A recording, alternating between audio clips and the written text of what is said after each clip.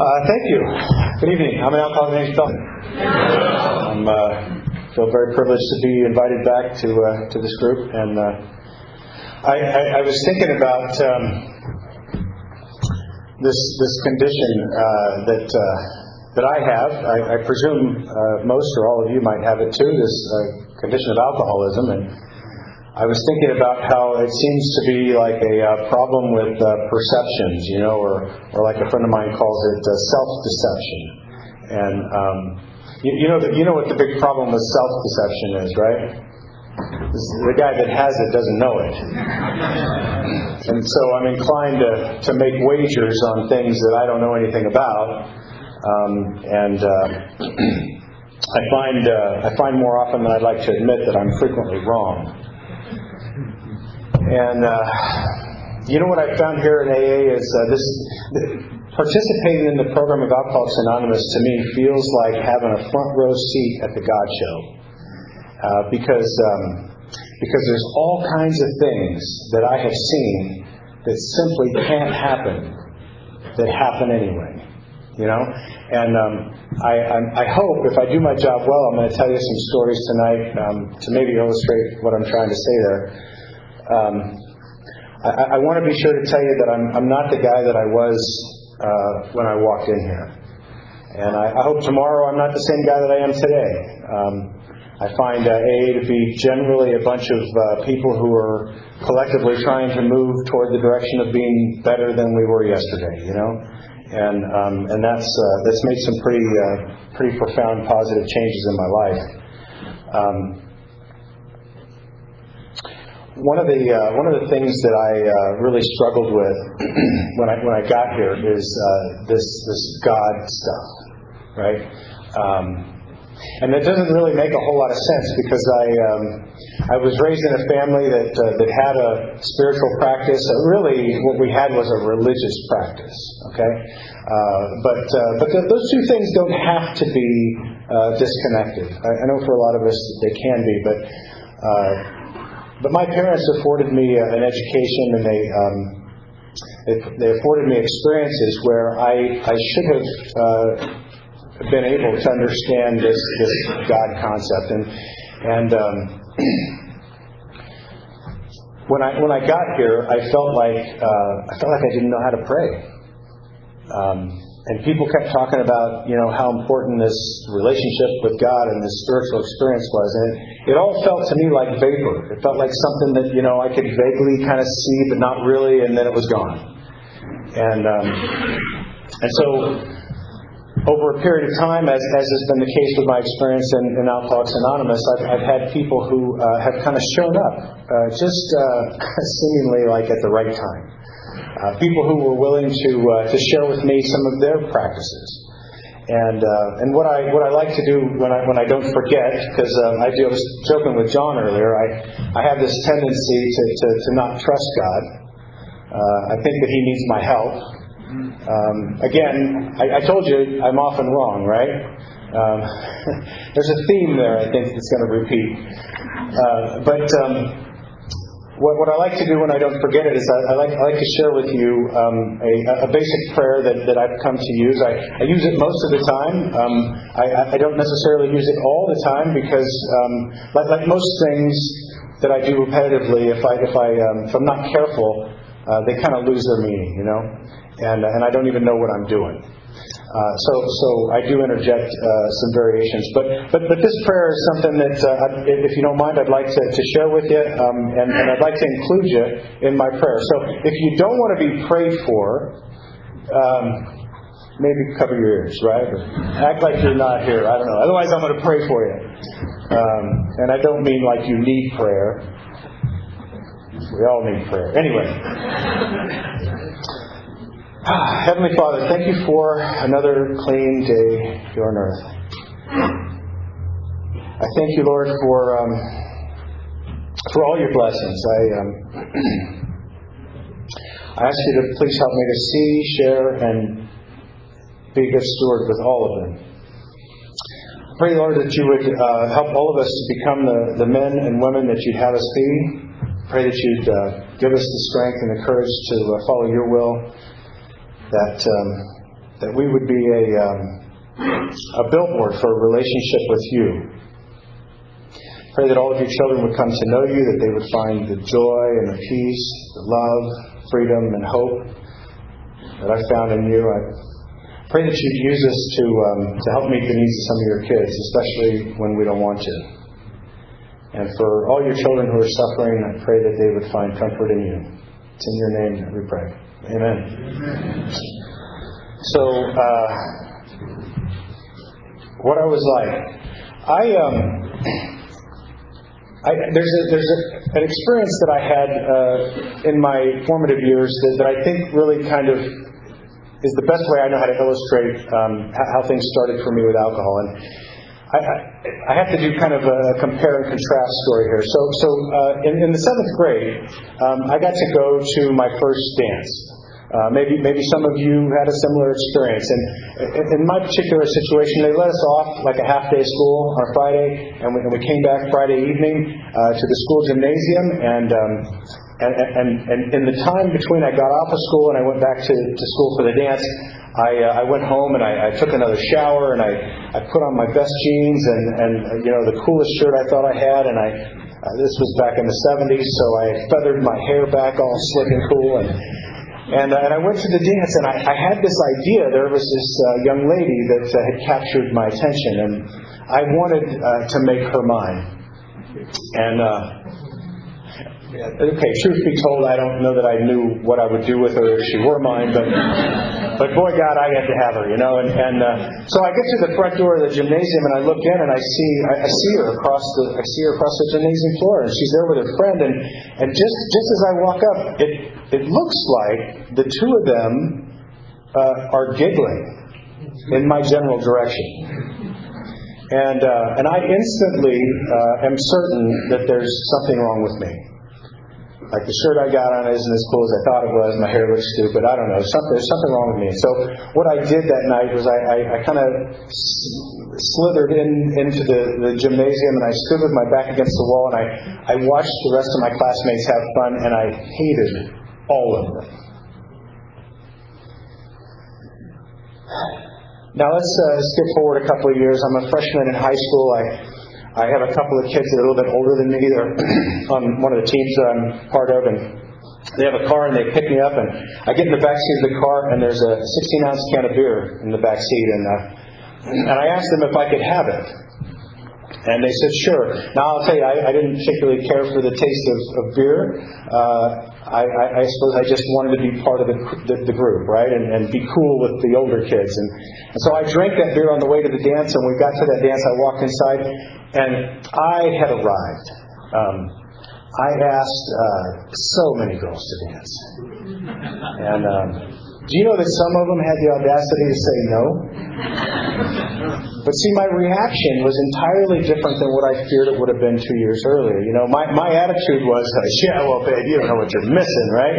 And go on to the next one. I think that night I might have actually danced by myself, and that was way before it was ever cool. I had a great time that night, and as far as I could tell, there were no consequences. I made it back to my house on time. I slept in my bed. I didn't get sick. All of the telltale signs of this drinking adventure being a problem just didn't exist. No fights, no arguments. I didn't spend any money I wasn't supposed to spend. No sickness. There was just no sign of a problem. And it'd actually be many, many years later I would learn that something really tragic happened that night. And what happened for me that night is on that night I began to believe two lies. And one of the lies that I believed was that somehow this magic elixir made me a better version of me. Made me smarter, taller, faster, better looking, better dancer. Maybe all the things that I was afraid I wasn't on my own. And the other lie that I believed was that you liked me better when I had some alcohol in my system. And I'm all about public service. I don't want to deny you of the greatness that you're going to experience when I'm drinking. So when I got the opportunity to drink, I took it. And in my particular situation, I didn't live in an environment where I had ready access to alcohol. I didn't get the opportunity to drink a lot. It happened several times through my years in high school, and I had very high school typical experiences, right? I mean, sometimes you drank a little too much, you might have got sick, whatever. Everybody was laughing about it then, right? And as I get a little bit older and I end up going into the Army and I go overseas, I start finding myself drinking on a more regular basis and drinking more and more, and I fall prey to that belief that somehow if I can drink more than my friends, that somehow makes me a better man. I don't know where we get that idea, but my behavior definitely illustrated that I had that thought. And I managed to escape getting into much trouble through all of those years. And it wouldn't be until several years later that the trouble started. And what did happen, though, was there were several instances of what we come to call as a blackout, right? And a blackout, as the way I understand we use that term, is that the memory tape, the tape in my head that's recording memories as I'm living them, stops for some reason, but I keep going. So I'm doing stuff, but I got no recollection of it.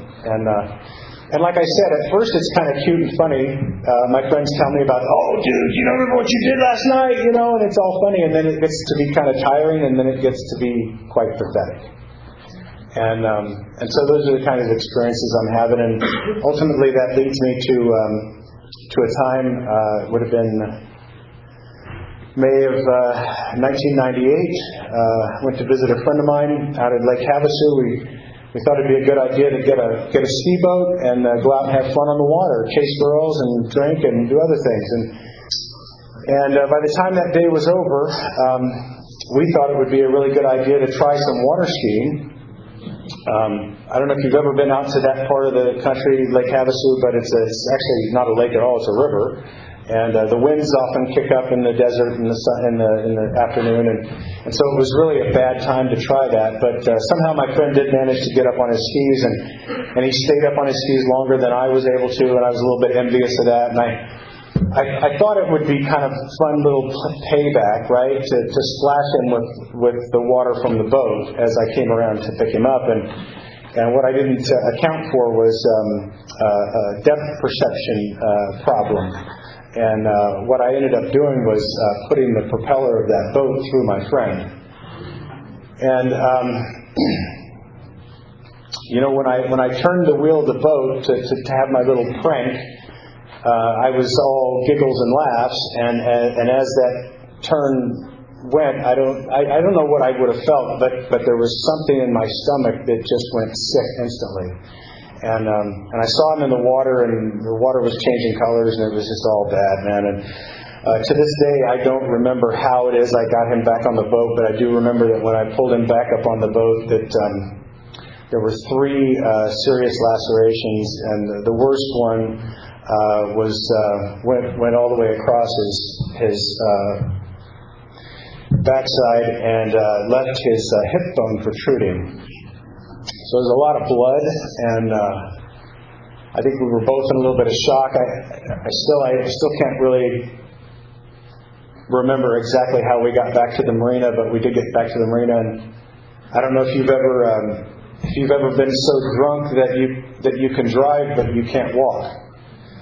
But I found out that's how drunk I was that day, because when I got to the marina and I had to run up to get help to call 911. That's where I found I didn't have the dexterity to walk. And so anyway, the ambulance comes, and then the sheriff comes, and then I'm in jail, and I don't know what's going to happen with my friend, and I'm scared.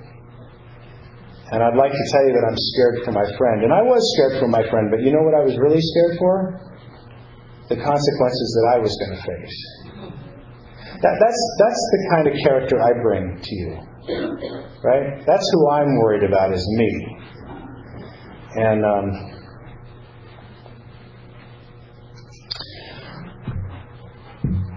he fortunately was able to get the medical care that he needed to save his life, and he didn't lose any limbs. He carries around some scars that are pretty severe, and he was under medical care for about a year after the accident. That whole year I went back home to my house, Because after 2 nights in jail, for some reason the judge cut me free, and I had to pay like a fine and take a boat safety class. Can we all agree that seems like really lopsided? And see, during that year when he's under medical care, I'm getting these occasional receipts to pay for his medical care, the copay stuff, and I'm feeling like supremely inconvenienced by these costs. Again, that's who I bring to this party. I would drink for 7 more years after that. And while I didn't cause any further physical harm like that, I continued to cause tremendous harm to the people who love me the most. In and out of relationships. I woke up one Saturday morning. It was Valentine's Day of 2004. My whole freaking family was in my house. And they woke me up and they brought me into the living room and they sat me down and they had a surprise party for me. You guys know the punchline here, right? Yeah, no bounce house and pony, right? They all brought these letters that they read telling me about how they had good memories from growing up and how things had gone kind of sour and how they were afraid for my life and they wanted me to go get help, and they caught me at the right time, man, because I'd been on this merry-go-round. I don't know if you've been on it, but I'm on this merry-go-round where I'm paying more money than I'm making to keep a party going with people that I don't like. And when they showed up and they gave me a way out, and I wasn't outwardly happy about it, but I was relieved. I thought maybe I can get off this damn run that I just can't get off of. And I went away for about 30 days, and I learned some really valuable things. I had some very caring people try to help me. And I thought, just like so many of us think, that self-knowledge was the solution to my problems.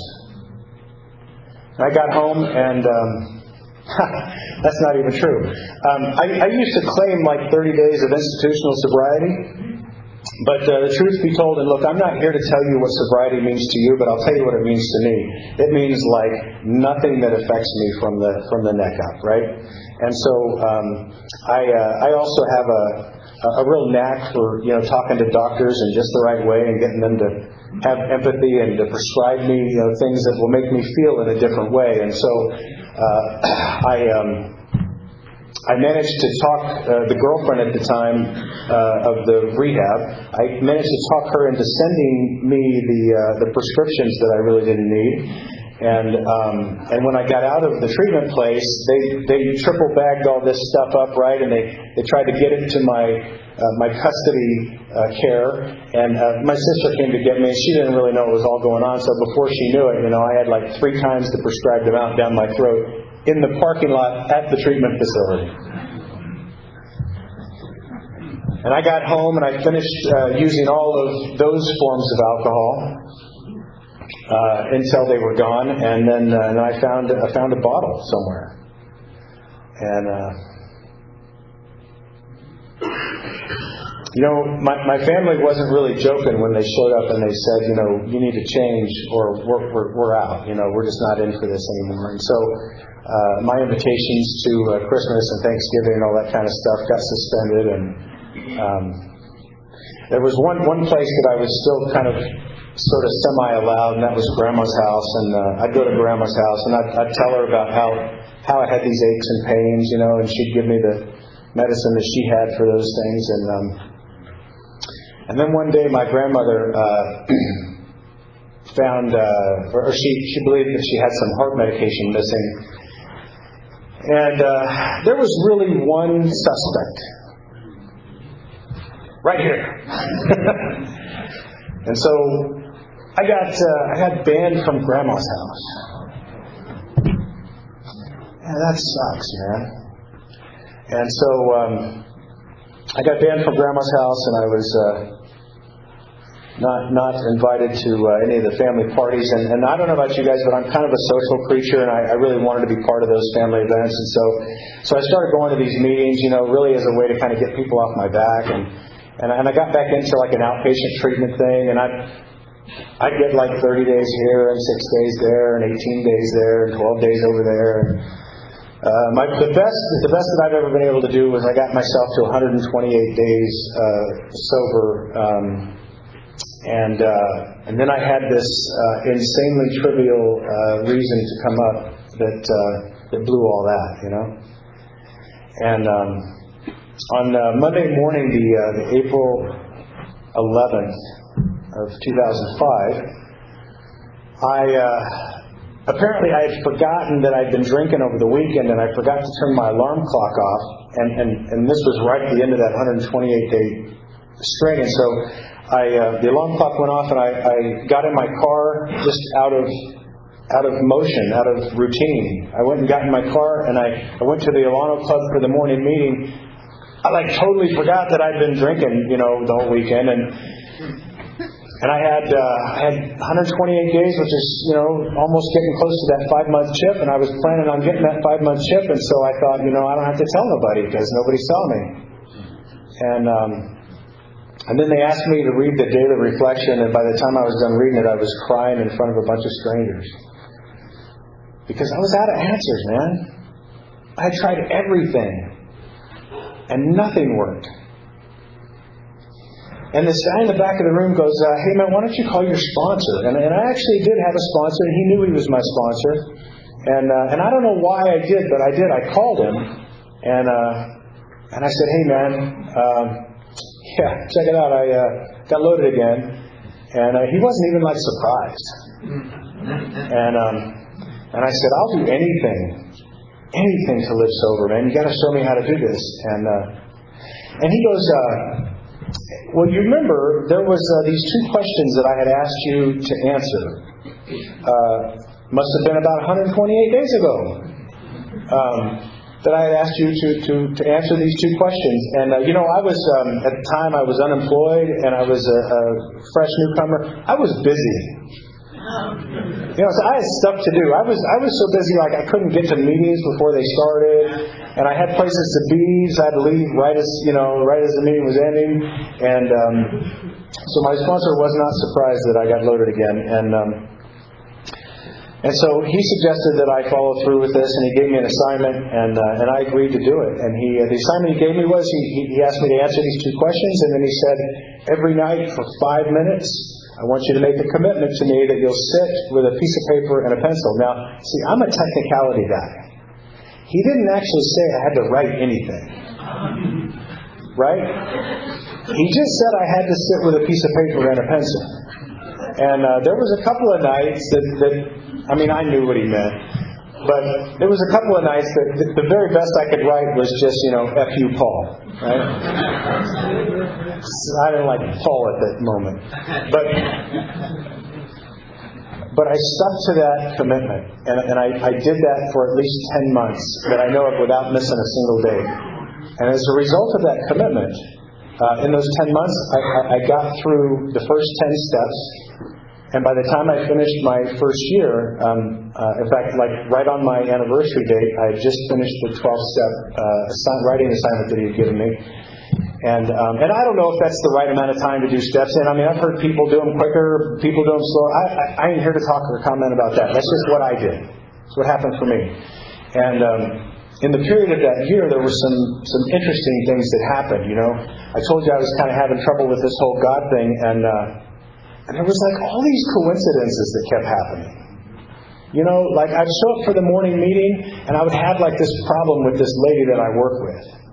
And it may not necessarily be something in the daily reflection they read that day. It might be somebody else at the meeting who's having trouble with another coworker, and they would talk about that problem, and then how it kind of worked out for them, and I'd go, that's kind of weird. And I became a little bit more open-minded to trying things that other people said was working for them. And I'll be damned. A lot of it worked. It's crazy. I remember that one of the things that was suggested was that I needed to pursue a relationship with God, and like I said, I really struggled with that. And it was a Sunday morning. At this time in my life, I didn't have anything going on Sunday mornings except sleeping in, and so it must have been a spring day because the sun was coming in through this window in my bedroom, and it was hitting me in the face, and it was waking me up, right? You ever been like really tired and want to sleep and something's irritating you? And so I kind of roll over to get out of the sun, and this whole other thing happens. I get this idea in my head, and this idea is, you should get down on your knees and pray. I'm like, that is stupid. I'm not doing that. And I figure, well, I'll just roll back over and we'll shake that idea and we'll keep moving. And I roll back over and this idea just won't go away. And so I finally decided, okay, screw it. I'll say the stupid prayer. And because that's spiritual, right? And I get down at the edge of my bed. I'm on my knees. And at this time, I'm praying in my thoughts. And if you could have heard my thoughts that day, what you would have heard is something very close to this. Heavenly Father, thank you for another day sober. I ask you to please show me your will. Man, my grandmother had a will. What? I was supposed to get my grandfather's gold watch. I bet my dad took that watch. My dad, he's always taking my stuff, man. And about that time, my eyes open, and I look across the room, and I see this picture of me from like first grade that had come from my grandmother's belongings. And I see that picture, and it reminds me of that time when I was about that age, 5, 6 years old. And there was some violence going on between my father and I. And I'm thinking about my dad taking that gold watch, and then I see that picture, and I'm thinking about that violence, and I'm like, yeah, that son of a... I bet you that mother, he took it, mother. And how dare him do those things to that kid? And then this whole other thought crossed my mind. And the thought that crossed my mind was, what have you been doing to that kid? Because my dad has never done nothing to me compared to what I've done to me. And I'd like to tell you that, from that moment on, I've lived hand in hand with the Creator of the universe, and everything's been swell. That's not my experience, but what I will tell you is that little stupid spiritual experience opened my mind to the idea that maybe my dad's not the villain that I've made him out to be. That maybe I'm a little more responsible for some of my difficulties than I ever want to face. And maybe, just maybe, my dad's been doing the best that he knows how to do. Those were ideas that crossed my mind. I didn't stay stuck on those, okay? But they crossed my mind. And by the time I got to it was close. It wasn't quite a step a month kind of thing, but it was right around 9 months that I was on the 9th step, and I needed to go out and talk to my dad about the things that I had done to affect our relationship. And my sponsor was really, really clear with me on these things. And, I think he had a red pencil. And I would write out the amendment. It would say, well, Dad, I disrespected you, because you did this other thing. And the whole because you did this other thing got my sponsor's red mark, right? I didn't get to say any of that. And so by the time we evolved through these edited versions of the amends, right, it looked entirely, unfair. It looked like I did everything, and that didn't seem right. But my sponsor promised me something. He says, you know what? If you'll go and you'll do this, I promise you'll walk away free. And I had been avoiding my father. One of the things that happened in that treatment center was I got kind of reconnected to some memories of some things that happened with my dad and I. The violence and a bunch of other stuff. And And for the first 9 months of my sobriety, I was afraid that my dad was a threat to my sobriety. I was afraid that if I went and saw my dad, that he might say something, and I may do something, and right? And so the best I could do was just stay away from my dad. And so this was going to be the first time I was going to see him in a long time. And I'm a kind of a rip the Band-Aid off kind of guy, rip that sucker off, man. So as soon as I had this all written and cleared with my sponsor, I called my dad, and 15 minutes later I was in his kitchen. And I read from the script, and I read to him about how I was wrong for disrespecting him, for making a mockery of him in front of his friends, for taking things that he owned and destroying them, for taking things that he owned and making them mine. A whole litany of things that I was able to say. And my dad said to me something that I really wasn't prepared for. My father said, how do I know this is real? How do I know you're being genuine?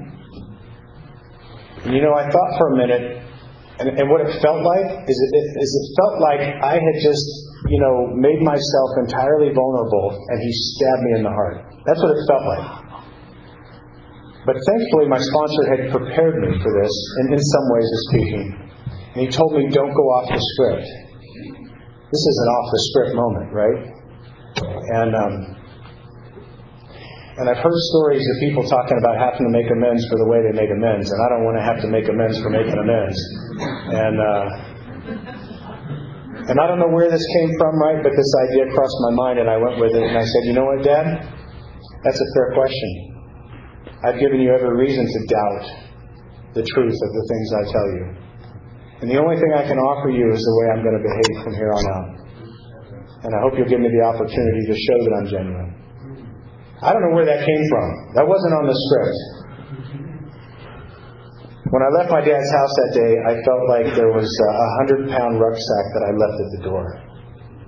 Now, I didn't immediately start re-engaging my father. I was still very fearful of my dad and all the things that might happen with him. And I participated in a men's stag meeting, and one day I came to the men's stag, and I told the guys that my dad invited me to a football game, and that I was afraid to go. And I was afraid to go because I knew that my dad drank. My dad doesn't have a problem drinking. But I knew also that at that stadium, in that environment, that I had some history with drinking quite a lot. And I wasn't really quite comfortable with my sobriety, so I declined the invitation. And one of the guys in my men's group said, he talked about how his sobriety started after he lost his father. And he encouraged me to do whatever I needed to do to not miss the opportunity to restore that relationship. And then this other guy, because I said, okay, that's cool. Next time he asks me, I guess maybe I'll go, And then this other guy, Michael, in my men's group, he goes, hey, why don't you buy the tickets? Man, come on. And I'm happy to tell you that I got the opportunity to do that. And still the relationship isn't perfect, but it's a lot better. And there's still this sense in me, things aren't quite right, but I don't know what to do about them, and I still have a lot of fear about the relationship. And at some point, I get this question. I don't remember where this question came from, but the question was, hey, if you had a son, how would you like that relationship what would you like that relationship to look like? That seemed pretty easy. I was like, wow, man, if I had a son, I would want to be in his life. I would want to be able to help him with everything. I'd want to teach him. I want him to realize all of his dreams and do everything I could to help with that. And somehow this question became a conversation with my sponsor, And I was feeling pretty proud about this answer that I had, and he goes, hey, check it out, how well are you doing at being that son?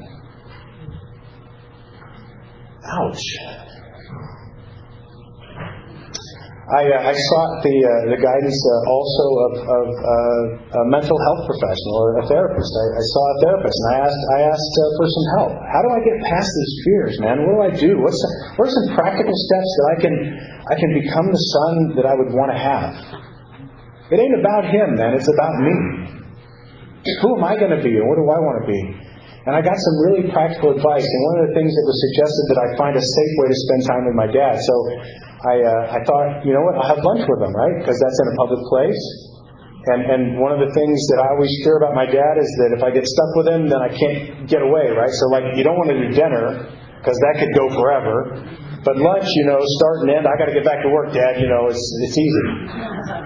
So we started having these lunches, and I'd have to call him to make the arrangements for the lunch. And again, my sponsor gets in my business, and he's saying, so tell me about these conversations, right? And I tell him, well, I call my dad, we agree we're going to meet, and that's about it. He goes, well, how do you end the conversation? And you guys know where I'm going, right? I mean, I know what I was taught to say to people in my family when I'm done with a conversation. I'm supposed to tell them I love them. I ain't feeling no love, bro. I'll have lunch with you, but let's not push it. And my sponsor said, well, I've been taught that we do what we know is the right thing, and we don't worry about what other people do. And so, damn it. All right, Dad, I'll meet you in and out on Thursday at noon. Love you. I'm listening. Nothing. Phone goes dead. And I think, yes, I won. And I told my sponsor, and he goes, wow. And I said, I guess I don't have to do that anymore, right? And he goes, yeah, that's not the way I see it. He says, we don't stop doing the right thing because we don't get expected results, right? And I'm like, damn this guy. And so we keep doing that, and we keep having lunches. And, I'll tell you, at this point in my life, I'm feeling like I'm doing all of this because I want to be the guy that I want to be. And I'm not doing this for my dad. And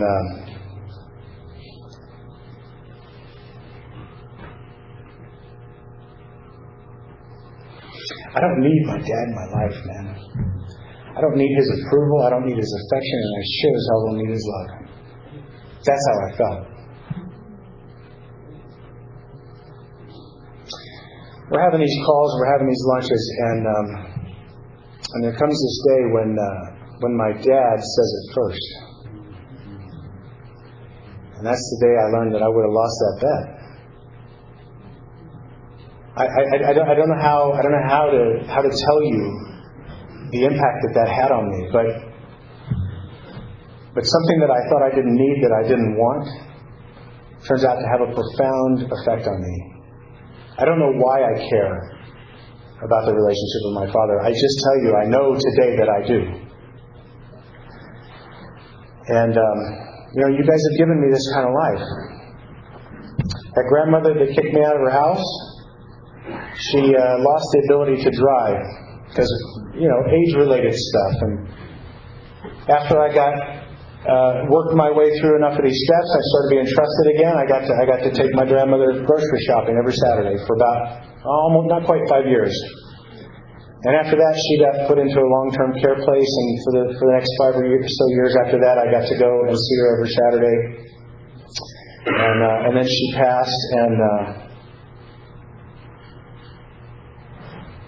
I got asked to do her eulogy. And that may not seem like a really big deal, but 10 years before that, I wasn't welcome in her house. And after the eulogy, we all kind of did the little walk-by thing, and I had my 10-year chip, and I thought it would be a good idea, so I put my 10-year chip in between her hands. And I sat down, and I had a friend of mine with me. And he goes, "Hey, what were you doing, man? You're not supposed to touch it. What are you doing?"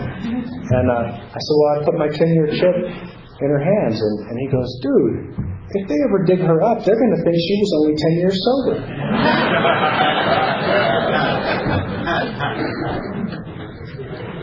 I want to get a little more current with you. My dad and I have continued to have those lunches. We got to a point where we're having lunches every week for a number of years. My dad went through a change in his life, and he's now moved. He lives a couple hours away, so we don't have that opportunity anymore. And if you want to know the truth, I can still be quite judgmental on my father. My dad's made some decisions that have changed his life in ways that aren't convenient for me. And it's easy for me to criticize him. And it's hard for me to, it's hard for me to do the things that I know I want to do. I want to stay in touch with him. And one of the things that I've started doing is calling him several times a week, and that seems to be making a good impact on him because he's very lonely where he's at. And I didn't tell you this, but back to the drinking days, towards the end of my drinking days, this was actually between the treatment center and the getting sober period. There was a little bit less than a year and a half.